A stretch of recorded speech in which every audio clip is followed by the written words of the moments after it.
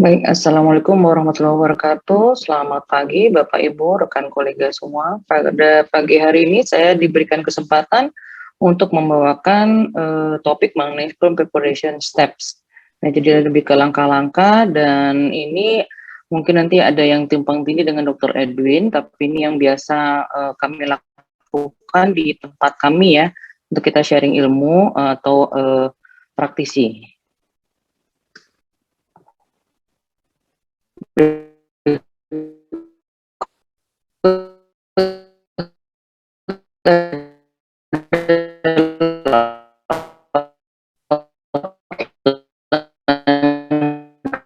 Kami pada pagi hari ini, faktor yang mempengaruhi, terutama pada sisi tips-tipsnya untuk memilih sperma terbaik. Jadi ini mungkin sudah dibahas panjang lebar di pembicara-pembicara sebelumnya. Saya mengulas sedikit saja bahwa ini untuk baik, terutama untuk cover mungkin sudah banyak yang tahu, tapi kalau yang objek umum dengan kompetensi bisa melakukan inseminasi, tahu untuk prinsip-prinsipnya bahwa untuk inseminasi sperma harus dipreparasi terlebih dahulu. Karena satu dua saya masih mendengar bahwa untuk inseminasi spermanya tidak dipreparasi jadi langsung dan itu tidak diperbolehkan ya Bapak Ibu karena sperma yang berasal dari semen murni itu dia akan mengandung hal-hal atau zat-zat lain yang mungkin membahayakan, contohnya prostaglandin dan lainnya.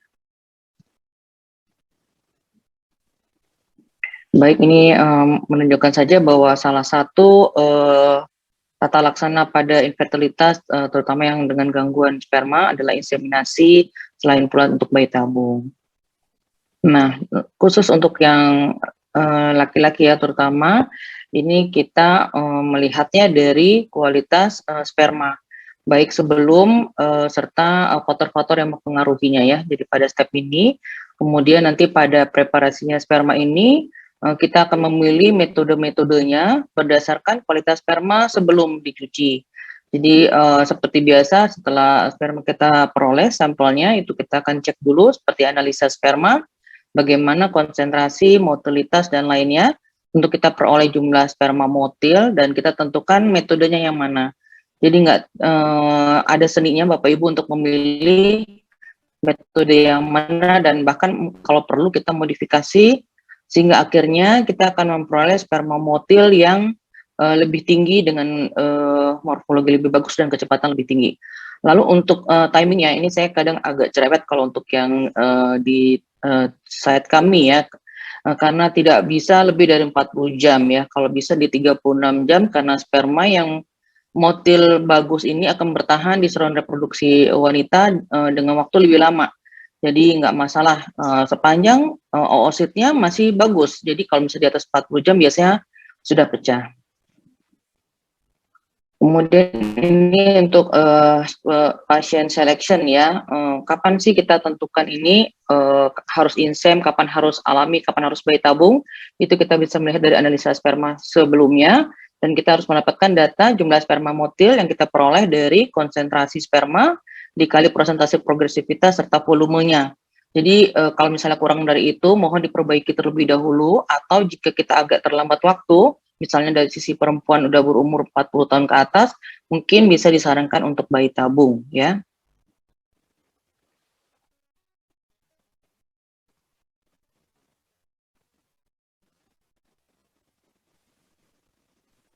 Nah ini untuk waktu tadi saya telah jelaskan sebaiknya di bawah 36 jam. Jadi misalnya inseminasi akan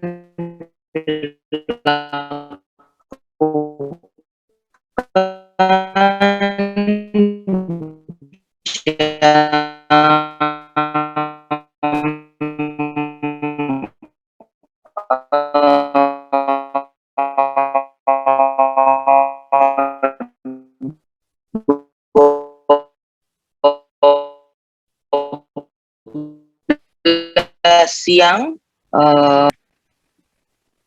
ya ini. Nah ini ada untuk tekniknya, ada dua tipe yang paling sering dilakukan ya, kapan swim up, kapan density gradient. Nah apa pentingnya proses preparasi sperma ini ya? Karena kita tahu pada semen itu tidak hanya mengandung sperma saja, tapi juga mengandung non-sperm cell ya, bisa berupa sel epitel ya, terutama kalau misalnya proses pengeluarannya melalui masturbasi atau bahkan sel-sel lain membahayakan ya, antaranya adalah virus ya, bakteri dan sebagainya. Karena tidak semua pasien itu melakukan analisa sperma terlebih dahulu sebelum inseminasi. Jadi itu hal itu yang apa namanya bisa membahayakan pekerja yang di lab karena misalnya infeksius ya. Dengan adanya COVID ini kita diingatkan kembali untuk melakukan screening pada pasien-pasien dan melakukan program di kita. Ya, jadi lebih bagus lagi untuk saat-saat ini. Harapannya setelah dilakukan preparasi atau pencucian, maka kita memperoleh sperma motil saja. Jadi sperma yang tidak motil kita tidak masukkan. Demikian pula sel-sel lain yang membahayakan. Jadi ini kita dapatkan pada sperma yang telah dipanen ya, atau dicuci atau di washing. Ini salah satu metodenya berupa swim up. Jadi di sini dilakukan pencucian antara semen atau ejakulat dengan medium pencuci. Ini mereknya memang bisa apa saja, tapi memang setelah mencoba memang merek-merek tertentu yang berkualitas dalam hal ini agak mahal harganya dibanding kalau misalnya kita menggunakan merek yang dengan volume yang banyak, misalnya penjualannya 100 mili sekaligus, atau bahkan ada yang 1 liter, itu sukses rate rendah sekali ya Bapak Ibu. Jadi memang ada harga, ada kualitas ya di sini. Kemudian untuk untuk sentrifugasinya ini kecepatan bermacam-macam berdasarkan kualitas sperma yang kita peroleh sebelumnya datanya. Jadi misalnya kalau spermanya banyak ya, cukup kencang kecepatannya, maka kita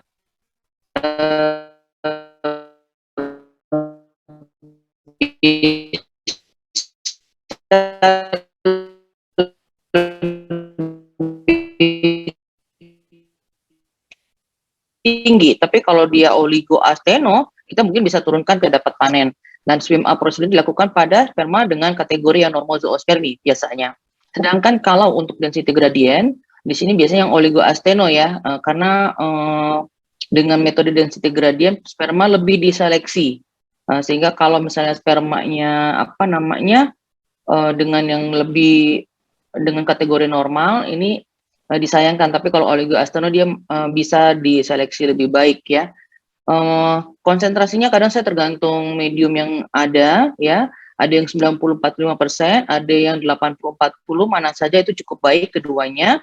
Tapi kalau misalnya tricky, khususnya pada sampel-sampel infeksius, kita bisa menggunakan lebih dari 2 macam gradien. Ya, ini kita bisa mengakali dengan membuat sendiri. Demikian pula kecepatannya tergantung dari jumlah sperma motilnya serta kecepatan si sperma itu sendiri. Demikian pula lamanya ya. Di sini saya melakukan biasanya dengan lama 20, 10 hingga 8 menit, tapi kadang-kadang kalau sperma yang sangat rendah ya untuk indikasi bayi tabung misalnya, kita boleh berhenti di 10 menit dan sebagainya. Selanjutnya kita panen. Ya, prinsipnya kenapa sih kita harus memenuhi kriteria yang terbaik, karena pasien-pasien dengan indikasi untuk inseminasi atau bahkan bayi tabung itu mengalami faktor infertilitas yang sangat banyak, yang mungkin sudah banyak dikenal dengan istilah unexplained atau salah satu adalah genetika. Nah, ini yang kita nggak bisa kontrol Bapak Ibu. Jadi kalau kita ingin meningkatkan sukses rate di tempat kita, ya kita harus pintar-pintar memilih sperma yang terbaik. Jadi tadi sudah dibahas sebelumnya untuk jumlah sperma motil yang diperoleh dari sperm count dan prosentase motilitas. Di tempat kami tambahkan untuk morfologi serta fragmentasi DNA-nya. Ini sangat membantu Bapak Ibu karena kadang-kadang hanya mengandalkan jumlah sperma motil kita tidak mengetahui bagaimana kualitas DNA-nya. Jadi ada tambahan untuk DFI-nya. Tadi sudah dijelaskan. Nah, ini dilatar belakangi oleh beberapa penelitian sebelumnya nih untuk yang mortal sperm count ya. Ini dijelaskan kalau kita memenuhi minimal jumlah sperma motilnya maka keberhasilan juga cukup tinggi. Demikian pula morfologi ya. Ini kadang-kadang saya bersyukur di tempat saya bekerja ini semua ada IVF centernya, sehingga kalau pasien dengan inseminasi yang gagal-gagal terus ya, kadang pasien memiliki kesempatan mengulang hingga 4 kali ketika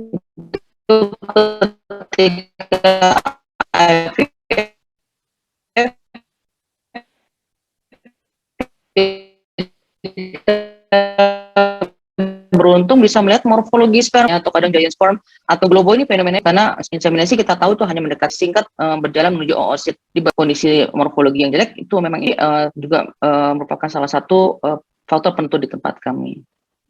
Ya, ini dijelaskan pula kalau semakin baik jumlah sperma motil serta morfologinya, success rate semakin tinggi. Sedangkan fragmentasi DNA sperma, ini publikasi kami, ini telah dibuktikan kalau sperma setelah dicuci, ya dengan metode yang berbeda, ini yang B ini density, yang ini swim up, dan kita bisa lihat dengan dari ejakulat di gambar A, ini sperma dengan halo yang besar itu jumlahnya lebih sedikit dibandingkan dengan halo yang kecil atau yang tidak berhalo dibandingkan kalau yang setelah dicuci, baik di DGC pada gambar B maupun swim up di gambar C. Kita bisa di sini sperma dengan halo yang besar atau dengan DNA yang utuh itu lebih banyak dibandingkan dengan yang halo kecil. Jadi ini menunjukkan benar bahwa setelah dicuci sperma akan terseleksi hanya yang dengan DNA utuh atau unfragmented. Ya, ini jadi ditegaskan oleh Duran ini bahwa salah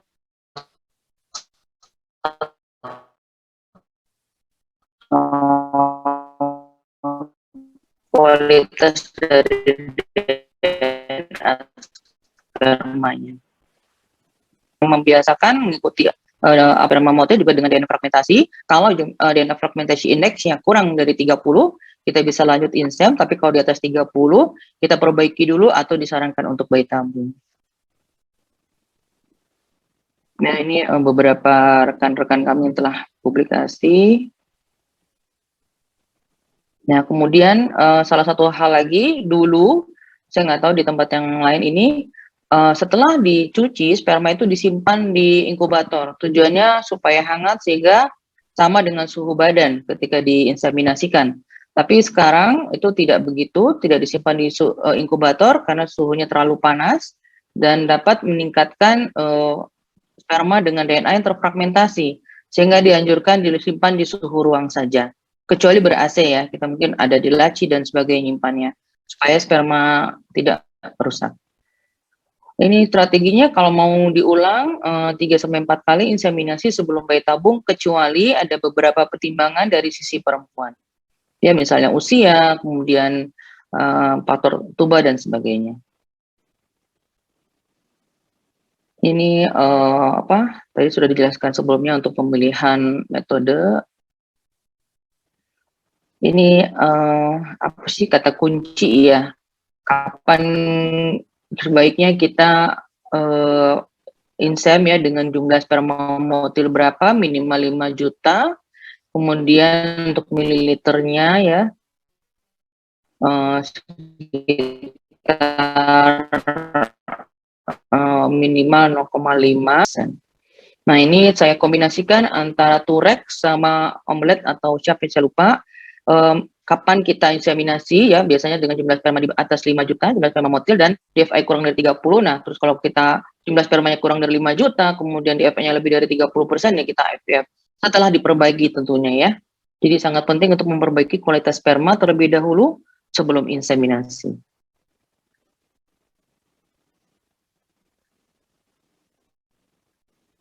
Ya, ini penelitian kami lainnya, juga proses pencucian yang kita berikan antioksidan supaya lebih tinggi lagi yang jumlah sperma motil dengan DNA yang utuh. Saya skip aja, ini mirip-mirip hasilnya. Yang tadi antioksidan, yang ini prolaktin ya. Kemudian ini ada metode, ini memperkenalkan saja bahwa selain dengan sentrifugasi, juga ada metode lain dengan menggunakan microfluidic sperm sorting ya. Ini ejakulat kita taruh di kolom A, kemudian nanti yang kita peroleh itu di kolom C, ini untuk inseminasi. Ini sendiri saya belum lakukan ya, karena lebih sedikit lagi sperma yang kita peroleh. Jadi mungkin tidak terlalu sesuai kalau kita ingin meningkatkan success rate di tempat kami ya. Yang ini dari Jepang juga aplikasi itu di klinik-klinik inseminasi.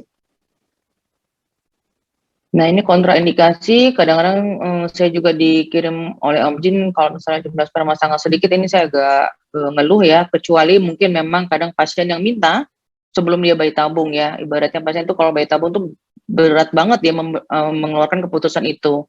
Jadi di apa, inseminasi dulu, tapi ya sebenarnya itu merupakan suatu kontraindikasi untuk inseminasi ya dengan jumlah sperma sangat sedikit.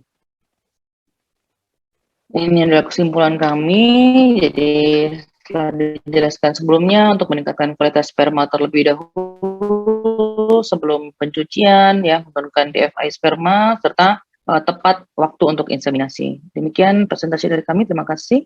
Wassalamualaikum warahmatullahi wabarakatuh. Baik, terima kasih Dr. Sylvia telah menyelesaikan presentasinya dalam waktu yang kurang dari 30 menit ya. Jadi kelihatannya kita maju-maju terus ya. Telah dijelaskan bagaimana kita mempreparasi suatu sperma, ada di situ faktor total sperm ya, kemudian ada juga masalah di FI. Nanti seandainya ada pertanyaan bisa akan kita lakukan pada sesi diskusi nanti ya. Terima kasih Dr. Sylvia. Selanjutnya kita berlanjut pada topik berikutnya yaitu tentang teknik pemantauan folikel dan endometrium pada stimulasi ovarium dengan menggunakan USG transvagina.